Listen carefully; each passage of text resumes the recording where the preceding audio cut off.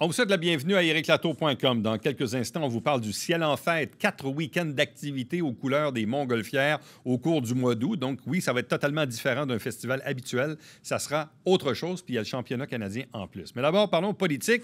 Tout un coup d'éclat que cette histoire entourant la députée d'Iberville, Claire Sanson, qui passe de la CAQ à indépendante à première députée du Parti conservateur du Québec avec Éric Duhem.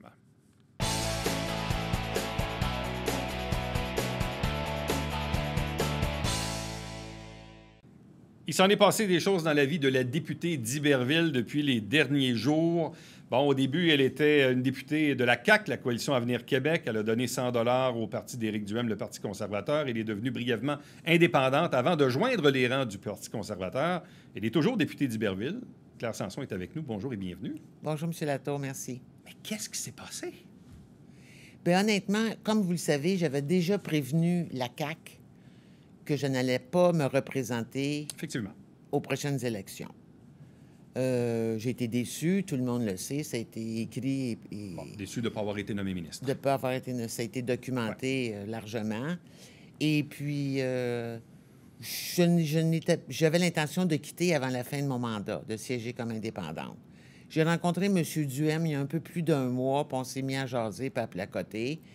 Et puis finalement, quand la CAQ m'a expulsé, j'ai décidé de me joindre à son équipe. Et puis, on va travailler cet été. Mais quand vous avez posé le geste de donner 100 $ au parti d'Éric Duhem, là, à quelque part, c'était un peu de jouer avec le feu. Vous saviez très bien qu'au moment où ça se saurait que la CAQ vous expulserait, non? C'était un peu voulu. C'était comme un... Pas un suicide politique, mais c'était comme un peu volontaire, involontaire. Non, absolument pas. J'ai fait un geste citoyen que j'ai la liberté de faire et je l'ai fait.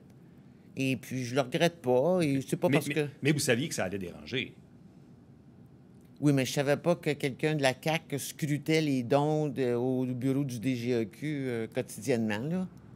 Mais sinon, vous seriez resté avec la CAQ? Ou... Non, je serais partie à l'automne prochain.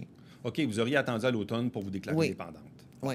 Mais se déclarer indépendante, c'est une chose. Joindre une nouvelle formation politique, c'est quand même un pas de plus que vous franchissez pour quelqu'un qui ne veut pas se représenter dans un an et demi. Mais j'insiste sur le terme « nouvelle formation politique ». C'est un parti qui est en train de se reconstruire, qui va mettre en place une nouvelle plateforme électorale et un nouveau programme électoral. Donc, tout est à faire. Moi, j'aime ça travailler dans la vie, là.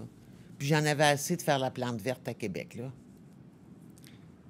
Mais en même temps, vous ne voulez pas vous représenter. Donc, en quoi, pour vous, c'est important de poser ce geste-là avant de quitter l'Assemblée nationale? Bien, je pense que... Moi, j'y crois à l'institution, puis à la vie politique, puis à la démocratie. Et si je peux contribuer quelque part, je vais le faire. De toute évidence, je n'avais pas ma place à la CAQ. Mais pourtant, vous étiez député de la CAQ depuis quand même assez longtemps. Ah oui, c'était mon deuxième mandat. Puis là, soudainement, ça collait plus? Ça... Bien, il y a eu plusieurs événements, puis je vais vous en donner un ou deux. Combien de fois, au caucus, j'ai dû revenir à la charge pour qu'on fasse quelque chose pour les érablières du comté? Je comprends que c'est pas un sujet qui intéresse tous les députés parce qu'il y a des comtés où il n'y en a pas d'érablières, mais dans notre comté, c'est important. Et je suis revenu à la charge plusieurs fois pour finalement recevoir le message que là, ce serait le fun que j'en parle plus. Moi, je suis député du comté d'Iberville. Je refuse de ne pas aborder les questions qui touchent mon comté. Alors, ça m'a totalement déboussolé. Finalement, à force de frapper le clou, on a fini par élargir un programme pour les rendre admissibles. Mais donc ça, j'ai été très déçu de ça. Et puis, il n'y a pas si longtemps, j'ai été aussi très déçu de la façon dont la CAQ avait traité ma collègue Sylvie Damour, à qui on a retiré son ministère. C'est quand même pas Sylvie qui était responsable du décès de Mme Joyce, parce que les députés passent pas leur temps dans les hôpitaux à vérifier si leurs citoyens puis sont bien traités, là. Et j'ai trouvé ça très dur de leur part, puis ça m'a déçu de leur attitude. Bon. Comment avez-vous trouvé la gestion de la COVID par le gouvernement en général? Parce que vous étiez quand même membre du gouvernement, solidaire de ce gouvernement-là. Tout à fait. Comment avez-vous trouvé la gestion de la crise en général? Moi, je l'ai trouvée bonne et j'imagine qu'au rythme auquel ça évolue à tous les jours, c'est des présences quotidiennes devant la presse et tout ça, mais j'ai trouvé qu'il avait fait un bon travail. J'ai vu des incohérences, moi aussi, comme tout le monde. Le gouvernement les a reconnues, les incohérences, OK. dans les mesures. Mais écoutez, pour l'ensemble de l'œuvre, là, je peux pas, je les blâme pas, là. Bon. Mais votre nouveau chef, lui, Éric Duhem, est assez critique de la façon avec laquelle le gouvernement a géré cette crise-là. Vous êtes d'accord avec lui? Bien, écoutez, je pense qu'Éric a démontré des réticences à l'endroit de certaines mesures, dont le port du masque pour les petits, l'arrêt des sports pour les enfants. Et ces opinions-là ont aussi été appuyées par des scientifiques et par des médecins. Maintenant, c'est son opinion. Moi, j'ai suivi les consignes sanitaires assidûment. J'ai eu mes 2 vaccins, donc je ne suis pas anti-masque ni anti-vaccin. Vous n'êtes pas une complotiste, là. Non, absolument, absolument pas. Bon. Qu'est-ce qui vous séduit dans le Parti conservateur d'Éric Duhem? Bien, j'ai trouvé que ses motivations étaient nobles. Il veut servir, il veut travailler pour les Québécois. Et puis, vous savez, dans un parti, on n'est jamais tout le monde tout d'accord sur la même chose puis tout heureux. Alors, il y a des divergences parfois, mais pour l'essentiel, je trouve que c'est un homme honnête, c'est un homme intelligent, c'est un homme cultivé, il a une excellente écoute. Et moi, c'est pas plus sorcier que ça. Et qu'est-ce que vous connaissez des valeurs, de la mission, du programme du Parti conservateur?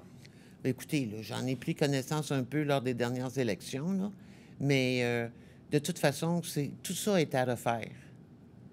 Et Éric est attelé actuellement. Ils ont des comités de travail avec des experts qui vont aborder tous les enjeux, tous les dossiers, et ça sera soumis au prochain congrès, puis ça sera une nouvelle plateforme.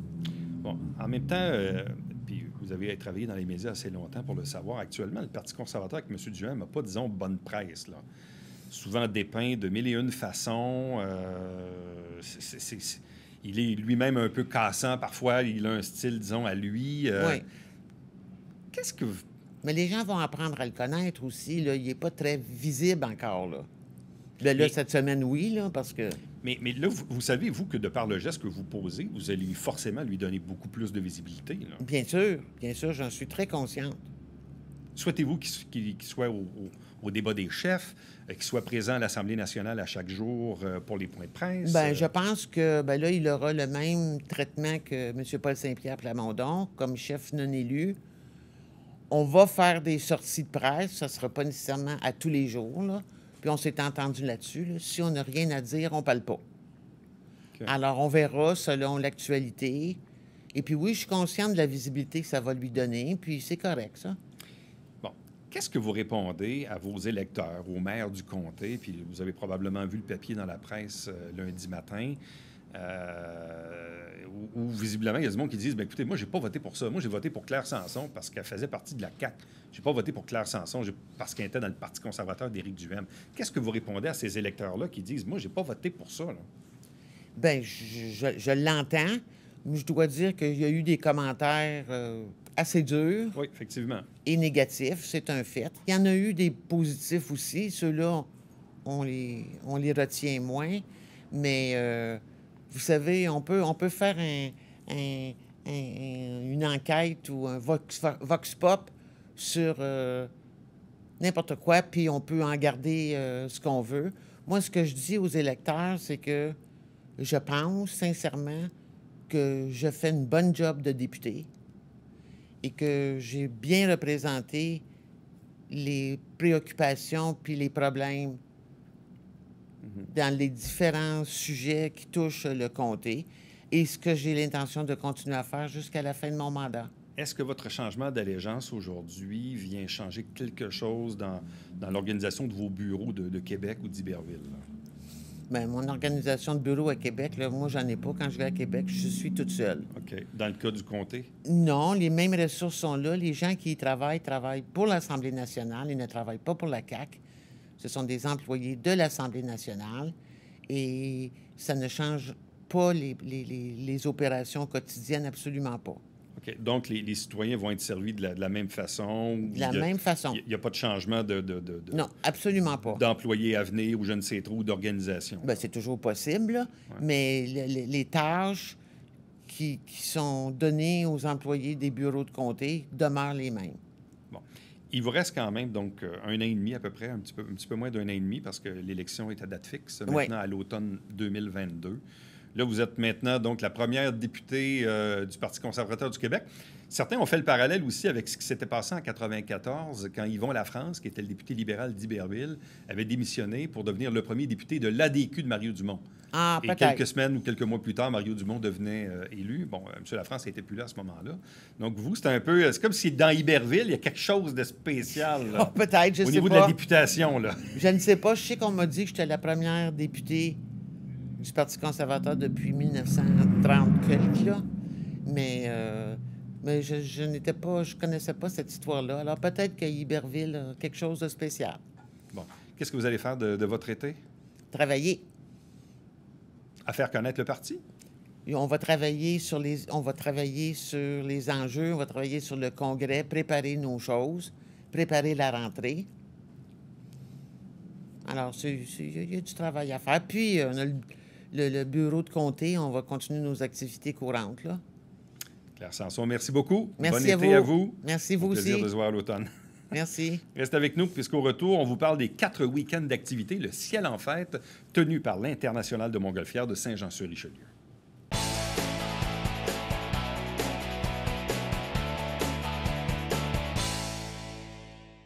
Salut, ici Alexandre Baudouin. Et François Trépanier. François, cette semaine à Sport Express. 26 ans de souvenirs de la Ligue junior 3A avec notre invité Marc-André Houle. Moi, je m'en vais jouer au golf. C'est le tournoi du Cégep de Saint-Jean-sur-Richelieu. Bon golf.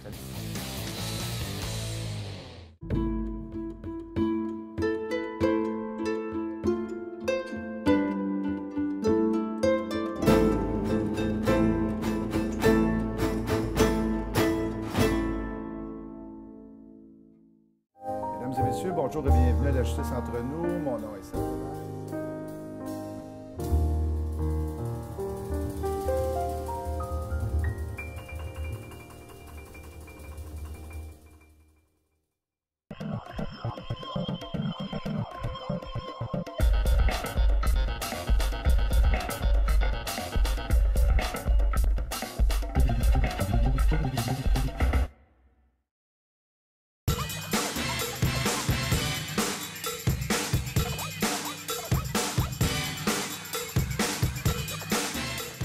Dimanche, 9h30, Télé Bingo.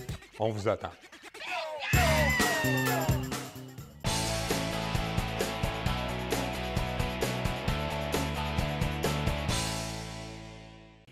Le ciel du Haut-Richelieu aura droit à des montgolfières durant l'été, principalement au cours du mois d'août. Évidemment, ça sera différent. Ça ne sera pas un festival comme on l'a connu dans les 30 dernières années et un peu plus. Question de faire un peu le tour des enjeux aussi à organiser ce genre d'activité. Avec nous pour en parler en studio, Joanie Roussy, qui est la directrice communication marketing à l'International de Montgolfière. Bonjour et bienvenue.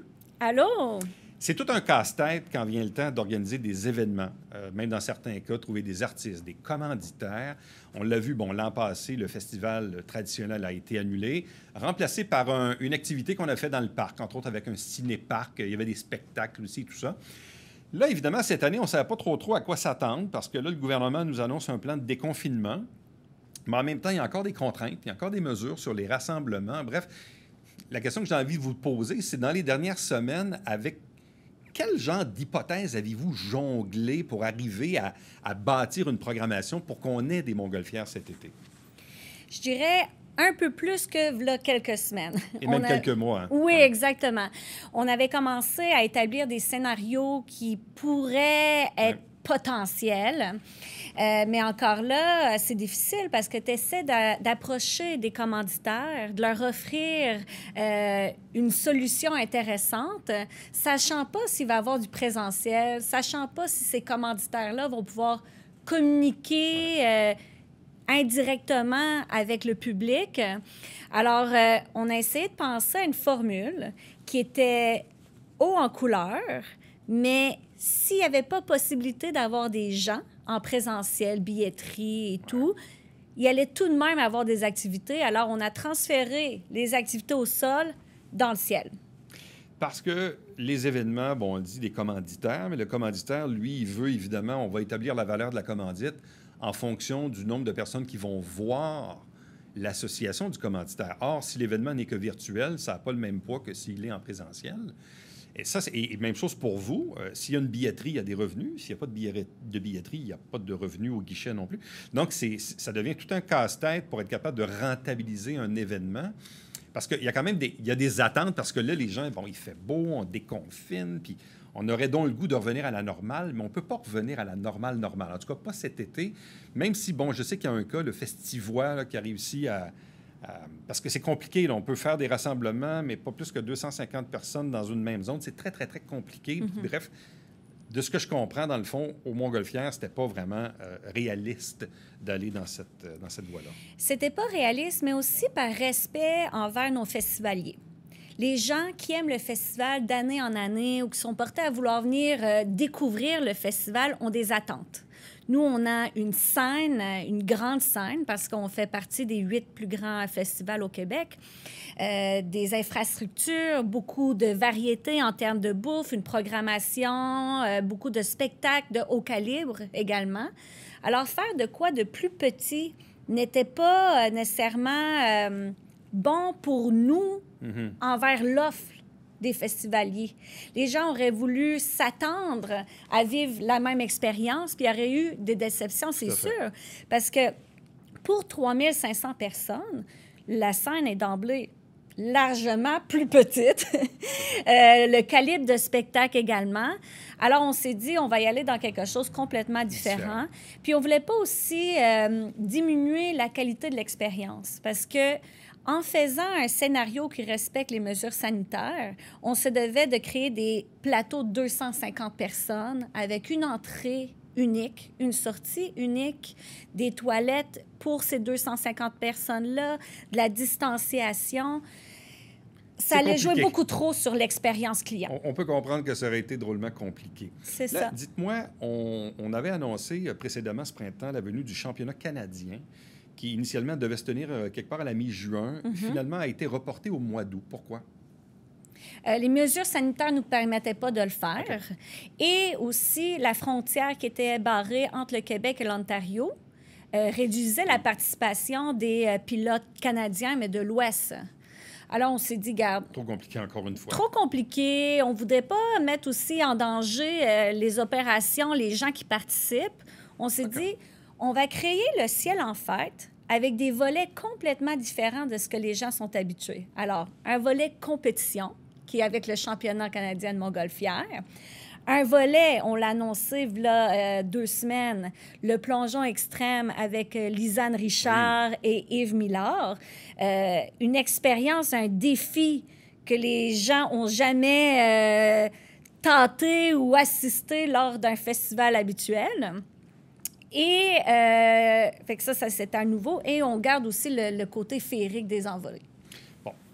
Dans le fond, comment ça va fonctionner? C'est-à-dire qu'on va maximiser les week-ends du mois d'août principalement. Autrement dit, entre aujourd'hui, au mois de juin, au mois de juillet, est-ce qu'il va y avoir quand même de petites activités où on se concentre vraiment sur les 4 week-ends du mois d'août?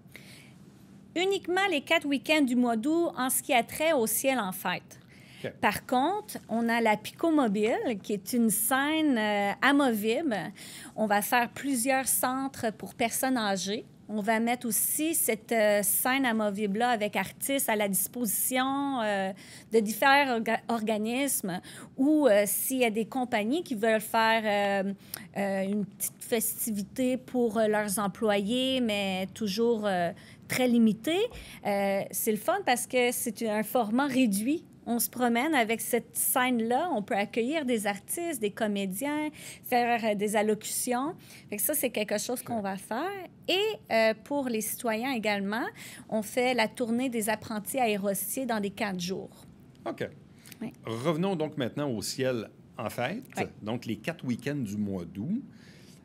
De quelle façon le public peut-il quand même garder contact avec la montgolfière? Au-delà de la voir dans le ciel, est-ce qu'elles vont décoller de l'aéroport ou des parcs? Si c'est dans les parcs, est-ce que les gens peuvent quand même un peu s'approcher pour voir le décollage? Est-ce que ça se fait le matin et le soir ou les deux? Bref, expliquez-nous un peu comment ça va se dérouler. Oui. C'était un souci pour nous de devoir contrôler les gens parce qu'on veut vraiment respecter les consignes sanitaires. Alors, on a dit, pourquoi on ne décloisonne pas un peu plus au lieu de tout rassembler l'activité sur un seul site qui serait très limité?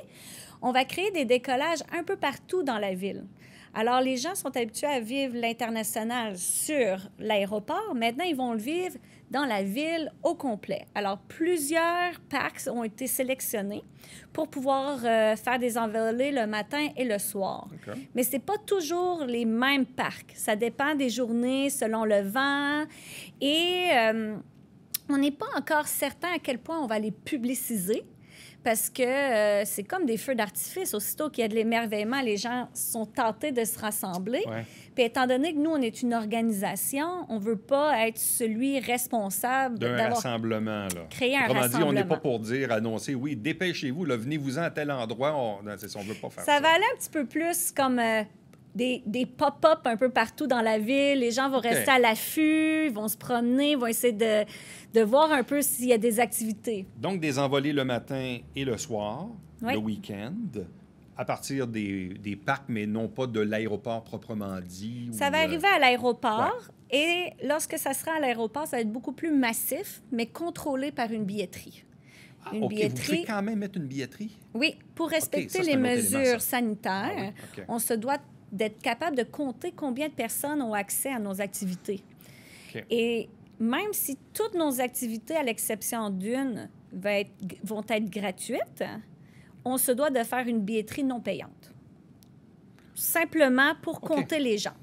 Simplement. Donc, ça va être 0 $0. mais quand même avec un contrôle de l'accès au site dans le cas de l'aéroport, si évidemment on décide d'utiliser ce site-là à certains moments Oui. durant les week-ends d'activité. OK, on comprend. Qu'est-ce qui vous reste à confirmer d'ici le début du mois d'août? Dans les prochaines semaines, qu'est-ce qui vous reste à attacher comme organisation? On a une programmation complète, puis les gens vont être très surpris de certaines activités. Parce que, vu qu'on a décidé de ne pas faire le festival format réduit, on s'est permis d'aller dans de nouvelles initiatives. Des activités qui n'ont jamais eu lieu durant le festival. Alors, on essaie des nouvelles initiatives. Puis les commanditaires qu'on a approchés avec ces nouvelles initiatives-là ont été agréablement surpris. Alors, on espère que la population, les participants vont embarquer dans notre nouvelle aventure parce que ça nous permet aussi d'aller chercher de nouveaux publics qui ont peut-être connaissaient pas le festival de cette façon-là. Ouais. On leur fait découvrir d'autres activités qui vont sûrement perdurer dans le temps parce que les gens vont prendre goût à ça, puis on va pouvoir l'intégrer à notre nouvelle programmation 2022. OK. Dans le cas du championnat canadien, donc évidemment, il y aura des pilotes émanant du reste du Canada, clairement. Dans le cas des autres week-ends d'activité, principalement, ça sera des pilotes locaux, quoi, les 30-40 pilotes auxquels on est souvent habitué dans la région ici. Oui, pilotes locaux, parce que c'est difficile aussi de pousser les gens de l'extérieur à venir puis pousser un peu le voyagement. Par contre, il y a d'autres activités qui vont être dévoilées le 5 juillet qui vont être complètement différents du ballon. Oui, il va y avoir des spectacles dans le ciel. Est-ce que c'est toujours relié au ballon? Vous allez le savoir le 5 juillet. OK. Donc, il y aura un dévoilement le 5 juillet. Donc, nous, on sera bien sûr en pause estivale. Donc, on vous invite à suivre les nouvelles à la radio, à Boom et dans le journal, dans le Canada français et sur les médias sociaux, bien évidemment. Donc, on comprend un peu le principe. On ne veut pas faire de compromis sur l'expérience à laquelle on est habitué comme festivalier normalement au festival. On veut quand même qu'il y ait des ballons dans le ciel puis qu'il y ait des activités. Oui. On veut respecter les mesures, on comprend tout ça. Il y a le championnat canadien, le ciel en fête, les activités, la Picomobile qui va se promener aussi dans les prochaines semaines. Bref, soyez à l'affût des bulletins de nouvelles et des médias sociaux dans les prochaines semaines. Mais, donc, content de voir quand même que le ciel sera encore coloré de Montgolfière cet été. Il sera encore coloré, puis aussi le but cette année de participer à la relance récréo-touristique, Oui, c'était aussi c'est très vrai, de créer des activités qui vont intéresser les gens à venir dans notre région. Tout à fait, parce que là, évidemment, il y a aussi la contrainte de voyager à l'extérieur du pays beaucoup, encore une fois. Donc, les gens vont beaucoup circuler dans le coin, donc il faut maximiser, comme vous dites, sur cette relance touristique. Oui. Merci beaucoup, bonne chance. Merci beaucoup. Reste avec nous, au retour, le mot de la fin.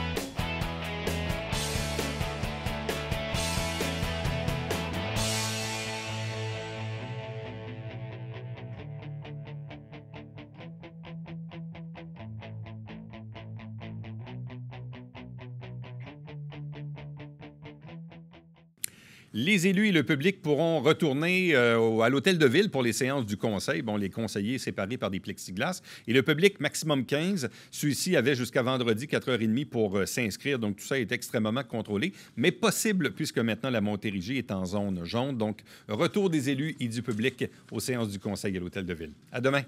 Bye-bye.